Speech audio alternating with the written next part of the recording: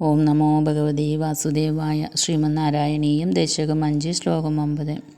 ഏതേ ഭൂതഗണാസ്തദേന്ദ്രിയഗണാ ദേവാശ്ച ജാതാ പൃഥഗ്നോഷേഗുർഭുവനാണ്ഡനിർമ്മിതിവിധൗ ദേവൈരമീഭിസ്തദാ ത്വം നാനാവിധസുക്തിഭിർനുതഗുണസ്തത്വാന്യമുന്യാവിശം ചേഷ്ടാശക്തിമുദീര്യ താനി ഘടയൻ ഹൈരണ്യമണ്ഡം യഥാ.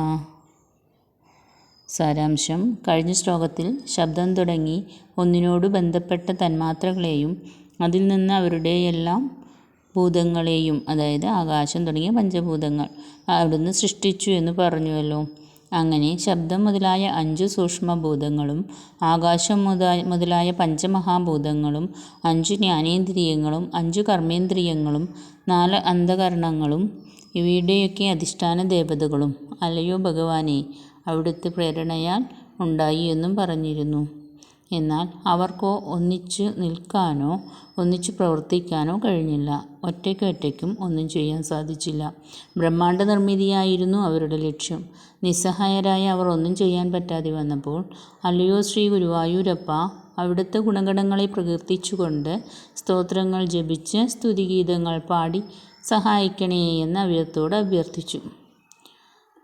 ഭക്തിനിർഭരമായ സ്തുതിഗീതങ്ങളും സ്തോത്രങ്ങളും പ്രാർത്ഥനയും കേട്ടപ്പോൾ അങ്ങേക്ക് ഇരിപ്പുറയ്ക്കാതെ വന്നു. അപ്പോൾ താമസം വിന അവിടുന്ന് ആ തത്വങ്ങളിൽ ഇന്ദ്രിയങ്ങളെ പ്രവേശിച്ച് അവയ്ക്ക് പ്രവർത്തനശേഷി ഉണ്ടാക്കി കൊടുത്തു. എങ്ങനെയെന്നാൽ വിലയേറിയ മെഷീനറികളും വൈദ്യുത കണക്ഷനും മറ്റുമുണ്ടെങ്കിലും വൈദ്യുതി ഇല്ലെങ്കിൽ അവയ്ക്ക് പ്രവർത്തിക്കാൻ സാധിക്കില്ലല്ലോ. വൈദ്യുതി ഉള്ളപ്പോൾ മാത്രമാണ് അവ പ്രവർത്തനശേഷിയുള്ളത്. കർമ്മശേഷി കിട്ടിയ ആ ഭൂതങ്ങൾ, ഇന്ദ്രിയങ്ങൾ, തത്വങ്ങളെല്ലാം തമ്മിൽ യോജിച്ച് സ്വർണം പോലെ പ്രകാശമേറിയ ബ്രഹ്മാണ്ഡത്തെ നിർമ്മിച്ചു. ഹരേ കൃഷ്ണ. സർവം കൃഷ്ണാർപ്പണമസ്തു.